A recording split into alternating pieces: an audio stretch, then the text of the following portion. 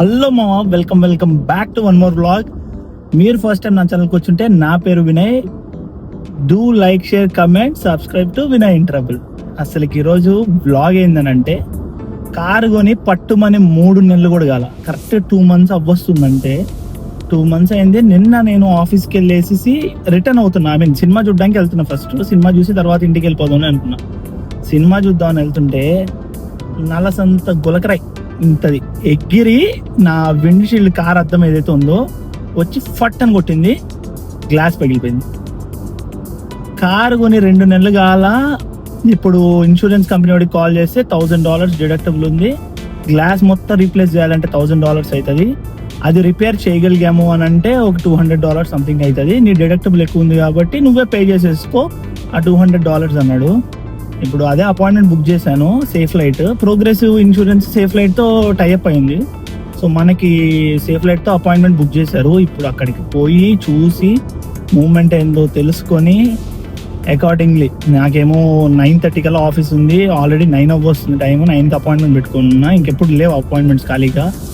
నా మెయిన్ భయం ఏంది అని అంటే, అది అంత బొక్కబడింది. ఆ బొక్క వల్ల మొత్తం క్రాక్ వస్తుంది. క్రాక్ ఎక్స్టెండ్ అయిందంటే ఖచ్చితంగా వాళ్ళు కంపల్సరీ మొత్తం రీప్లేస్ చేయాలి, $1000 కట్టమంటారు. రిపేర్తో అయిపోయింది అనుకో $200, అట్లీస్ట్ కొంచెం సేఫర్ సైడ్ ఉంటాం. పైగా కొత్త కారు కొనింది $34,000, $34,000 పెట్టి అన్నిటికంటే బాగుండాలని హోండా సివిక్ టాప్ ఎండ్ తీసుకున్నా. టాప్ అండ్ హైబ్రిడ్ మోడల్ తీసుకున్నా. కొన్ని 2 నెలలు కాలేదు, అప్పుడే బ్యాడ్ న్యూస్. నాకు నిన్న నా కళ్ళల్లో అయితే నీళ్లు తిరిగినాయి.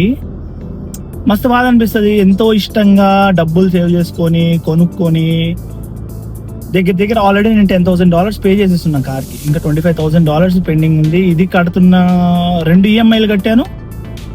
ఖతం. ఇప్పుడు $1000 వచ్చి పడింది. అదే $1000 ఉన్నాయనుకో 2 నెలలు EMI కట్టుకుంటుండే నేను. ఇప్పుడు ఆ 2 నెలలు EMI బొక్క, మళ్ళీ ఈ డబ్బులు బొక్క, అన్నీ బొక్క. సో మీరు ఎవరికైనా ఇన్సూరెన్స్ ఉందంటే మీరు డిడక్టబుల్ చాలా తక్కువ పెట్టుకోండి. ఒక 250 or 500 పెట్టుకోండి. నేనేందంటే ప్రీమియం పెరిగిపోతుందని చెప్పి డిడక్టబుల్ ఎక్కువ పెట్టుకున్నాను. మైండ్ పని చేయలేదు నాకు ఆ మూమెంట్లో. ఇప్పుడు చూసారా, కరెక్ట్ కొని 2 నెలలు కారు, 2 months. ఎట్లా అనిపిస్తుందో మీరే ఆలోచించండి. 2 నెలలు ఈ కొత్త కారు కొనుక్కొని అప్పుడే గ్లాస్ మొత్తం మార్చాలి, ఫ్రంట్ గ్లాస్ అంటే ఆ ఫీలింగ్ ఎలా ఉంటుందో మీ ఊరికే వదిలేస్తున్నా. చలో let's get into the video.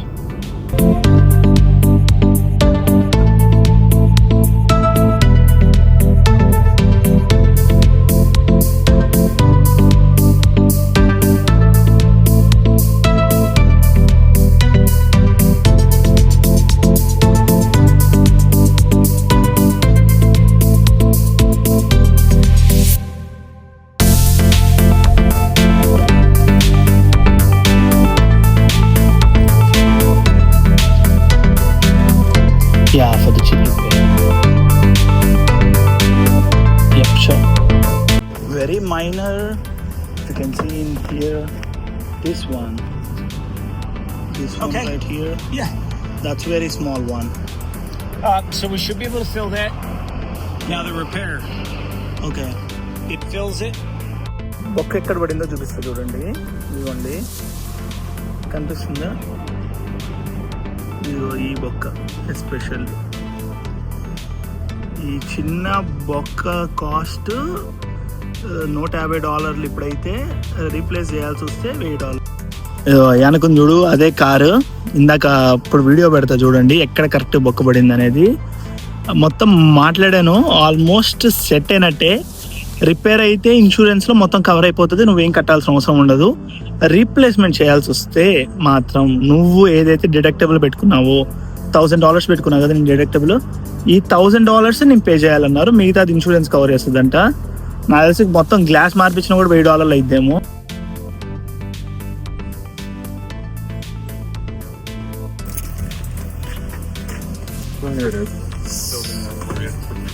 Okay, this one right? So that's almost done. That's all filled in. That's not going to spread out anymore. Okay. అబ్బా, లక్కీలీ ఇన్సూరెన్స్తో కవర్ అయిపోయింది.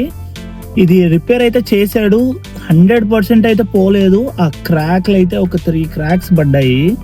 అండ్ ఎక్కడైతే స్టోన్ హిట్ అయిందో ఆడ చిన్న డాట్ లాగా కనిపిస్తుంది. ఇప్పుడే bill ఇచ్చాడు. మొత్తం $151 చేశాడు. ఇన్సూరెన్స్ మొత్తం కవర్ చేసేసింది. అండ్ నేను పే చేయాల్సింది మాత్రం నథింగ్, 0. ఇంకేం చేయాల్సిన అవసరం లేదు. వాళ్ళు కావాలంటే రీప్లేస్ చేస్తా అన్నారు, కాకపోతే నేను $1000 డిడక్టిబుల్ పే చేసుకోవాలన్నారు. ఇప్పుడు $1,00,000 కట్టి మార్చుకునేంత ఓపిక నాకు లేదు. మోరోవర్ నా దగ్గర ఈఎంఐ కట్టడానికే పైసలు సరిపోతలేదు. ఈఎంఐ కట్టి మళ్ళీ ఇప్పుడు $1000 పెట్టి అది రిపేర్ చేయాలంటేనే అది పెద్ద టాస్క్. లిటరల్లీ 2 months అవుతుంది, ఎగ్జాక్ట్లీ 2 months అవుతుంది కారు కొని. సెకండ్ ఈఎంఐ మొన్నే కట్టాను, కార్ గ్లాస్ బ్రేక్ అయింది. అండ్ మోరోవర్ ఏంటంటే నేను ఫిలడెల్ఫియాలో ఉన్నా. ఫిలడెల్ఫియా నుండి స్క్రాంటన్ వరకు వచ్చే లోపల ఎన్ని క్రాక్స్ అవుతాయో, ఆ క్రాక్ ఏమైనా ఎక్స్టెండ్ అవుతుందో, గతుకుల్లో పడినప్పుడు ప్రెషర్ పడ్డము, బయట ముందే సమ్మర్ ఫుల్ ఎండ్ ఉంది, ఆ ఎండ వల్ల కూడా కొంచెం క్రాక్ పెరిగే ఛాన్సెస్ ఉంటాయని చెప్పుండే నాకు ఫోన్ చేసినప్పుడు, ప్రోగ్రెస్ వాళ్ళతో మాట్లాడుతున్నప్పుడు. చాలా భయపడ్డాను. లక్కీగా ఆ క్రాక్ పెద్దదవల ఏమి కాల, అంతా అట్టనే ఉంది. అండ్ ఇప్పుడు వస్తే వీళ్ళు రిపేర్ చేసేసారు. టైం బీయింగ్ ఉంచుకుందాము, ఫ్యూచర్లో ఏమైనా మార్చుకోవాలనుకున్నప్పుడు మార్చుకుందాము. ఇప్పుడు ముందే మార్చుకున్నాం అనుకో $1000 ఒక్క. సీరియస్లీ ఒక గ్లాస్కి $1,00,000 ఖర్చు పెట్టాలా? ఒక గ్లాస్కి $1,00,000, నాట్ ఏ జోక్. నేను ఒక వారం కష్టపడితే వస్తే నాకు ట్యాక్స్లు అన్నీ పోనా అవి మిగులుతాయో నాకు. అలాంటిది ఇప్పుడు $1000 దీనికి పే చేయాలంటే నాకు మనసు రాలా. నాకు లిటరల్లీ ఎంత మస్తు బాధ అనిపించింది అంటే అంత బాధ అనిపించింది. చాలా మంచోడు, మంచిగా రాగానే అన్నీ చేసేసాడు. నేను ఇన్సూరెన్స్ అప్డేట్ చేయకుండా ఉండే, ఇన్సూరెన్స్ పాలసీ అంతా అప్డేట్ చేసుకుని మొత్తం వాళ్ళే చూసుకున్నారు. ఇప్పుడు ఒకసారి ఇన్సూరెన్స్ కంపెనీతో కూడా మాట్లాడాలి, దీనివల్ల ఏమైనా ప్రీమియం పెరుగుతుందా, నా తప్పేం లేదు కదా, నేనేం చేయలేదు కదా అని చెప్పాలి వాళ్ళకి. లేదంటే ప్రీమియం పెంచే chances are very very high. చూద్దాం ఏమవుతుందో. ఒకసారి చూపిస్తా చూడండి ఎంతవరకు రిపేర్ చేశాడు అనేది. ఇదిగోండి చిన్న స్పార్క్ లాగా కనపడుతుందని చూడండి, అదే ఆ చుక్క. ఇదిగోండి ఇక్కడ ఉంది చూడండి, ఇది అయింది. ఇంకా అంతమించి ఏం కాల. చిన్న బొక్క పెద్ద ఫరకే ఉండదు మనకి, మోస్ట్లీ ఏం కనపడదు కాబట్టి. జరగకపోయింటే బాగుండేది, జరిగింది, ఇంక మనం ఏం చేయలేము. అండ్ ఇంకా ఇంటికి స్టార్ట్ అయిపోదాము. ఆఫీస్ వర్క్ స్టార్ట్ చేసే టైం అయింది. 9:20 అయిపోయింది ఆల్రెడీ టైము. మా మేనేజర్ గారు ముందే ఆగమాగం అవుతున్నాడు. ఈ మధ్య నేను చాలా లేట్గా లాగిన్ అవుతున్నానని చెప్పి. ఇప్పుడు ఈరోజు కూడా లేట్గా లాగిన్ అయ్యానంటే వస్తాడు. So we are good with that. And that's it for today. Next వీడియోలో మళ్ళీ కలుద్దాము. ఇక్కడ నుండి రెగ్యులర్గా చేస్తాను, ప్రతి వీడియో చేయడానికి ట్రై చేస్తాను. Every week like 2 or 3 videos చేయడానికి ట్రై చేస్తాను. లాట్ ఆఫ్ ఇష్యూస్, చాలా ఇష్యూస్ జరిగాయి. ట్విట్టర్ ఇష్యూ జరిగింది, దాని గురించి కూడా వీడియో చేస్తాను చూడండి. అసలు నా లైఫ్లో నేను ట్విట్టర్లో వైరల్ అవుతానని అనుకోలేదు, అలాంటిది నేను వైరల్ అయ్యాను ట్విట్టర్లో. అది కూడా ఒక ఫేక్ ప్రోపగండాతో అమ్మ నా బూతులు తిట్టి నన్ను ఎంత ఆగం చేశారు, అంత ఆగం చేశారు. అది కూడా ఈ కార్ వల్లే జరిగింది.